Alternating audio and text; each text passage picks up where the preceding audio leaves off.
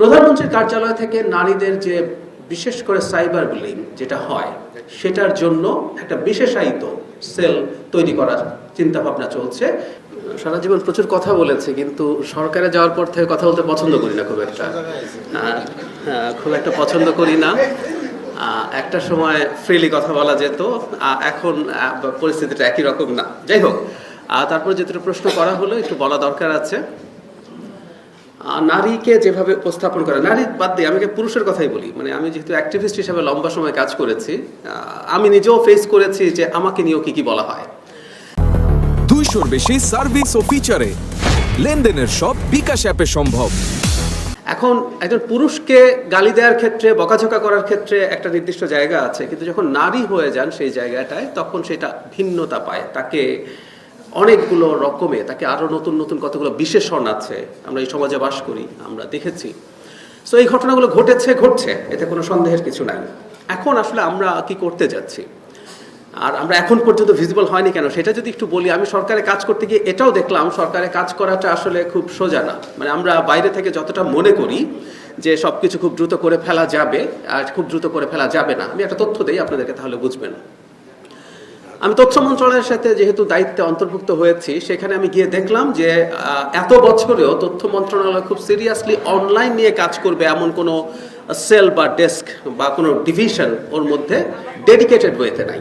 এটা আমাদের মন্ত্রী মহোদয় যাওয়ার পরও খেয়াল করেছেন। সো আমরা ওটা নিয়ে কাজ করতে চাই। এখন যেটা হয়, ওটার জন্য একটা প্রজেক্ট নেওয়া হয়েছে।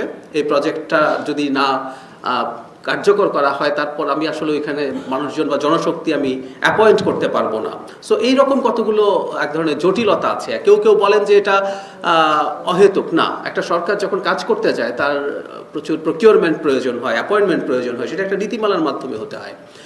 আমি অন্তত চেষ্টা করছি এটা যাতে ফাস্টার করা যায়। আমি সেই ফাস্টার করার চেষ্টা করছি, এবং আমি এটুকু গ্যারান্টি এভাবে দিতে চাই, গ্যারান্টি শব্দটা শুনতে ভালো লাগে না, তারপরেও দিতে চাই। সেটা হচ্ছে নারী পুরুষ নির্বিশেষে কোনো রকম কোনো হিউমিলিয়েটিং মন্তব্য, ডিসইনফরমেশন এগুলো চলতে পারে না। আর একটা তথ্য দেয়া ঠিক হবে কিনা আমি জানি না, এটা হলে আপনারা প্রকাশ্যে হবে। তারপরও আমি একটু বলে রাখার লোভ সামলাতে পারছি না।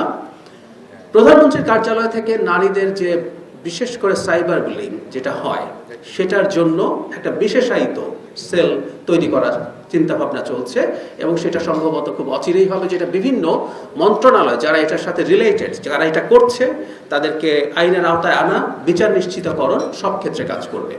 মাননীয় প্রধানমন্ত্রীর সাথে আমার ব্যক্তিগতভাবে কথা হয়েছে, তিনি এই ব্যাপারে অত্যন্ত সিরিয়াস, এবং আমরা আশা করি সেই কাজটা হবে। সুতরাং নারীকে কিভাবে পোর্ট্রে করা হবে আমাদের সমাজে, এটা হলো আসলে একটা খুব ইনস্ট্যান্ট কাজ। এই যে আমরা বাসের আলাপটা করলাম, যে বাসে যারা হ্যারাস করছেন তাদের শাস্তি দেয়া, এই শাস্তি দেয়া বা এখনো যারা বুলিং করছে, সেটা তো আসলে একটা ইনস্ট্যান্ট কাজ, যে আমি শাস্তি দিয়ে থামানোর চেষ্টা করছি।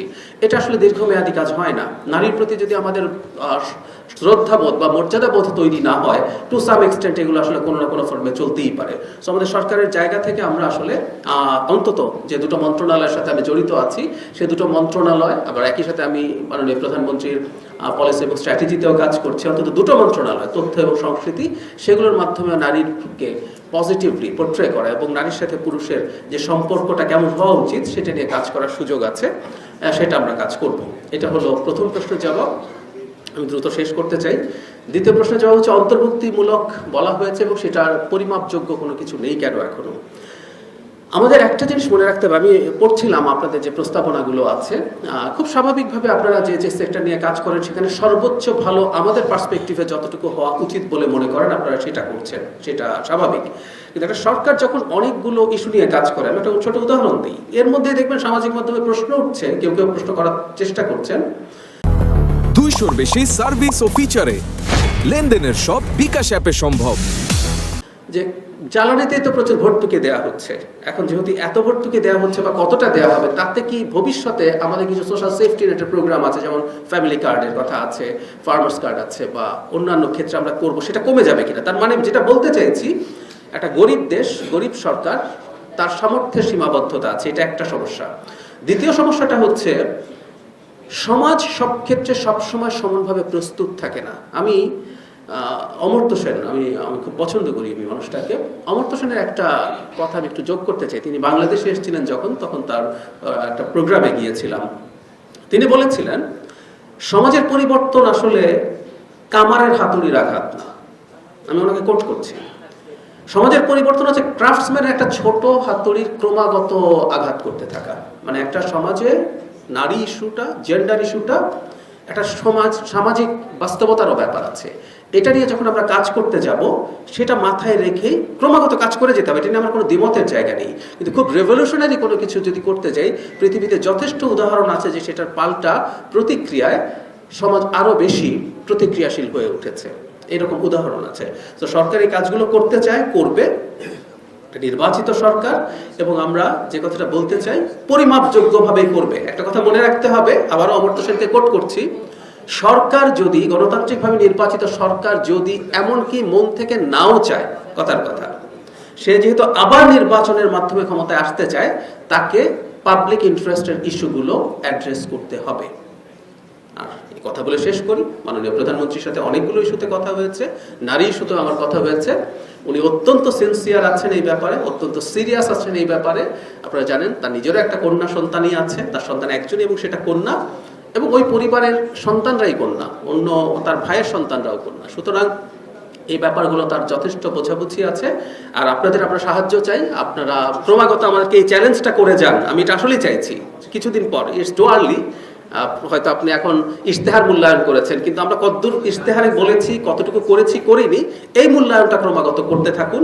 কতটুকু আপনারাই পরিমাপ করুন, কতটুকু করতে পেরেছি, পারিনি, আমাদেরকে চাপে রাখুন। আমি এটা চাইছি। আমরা হাসিনা সরকার না, এটা একটা গণতান্ত্রিকভাবে নির্বাচিত সরকার। আমরা আমাদের সমালোচনা শুনতে চাই, আপনাদের চাপে হলেও আমরা কাজ করতে চাই। ধন্যবাদ।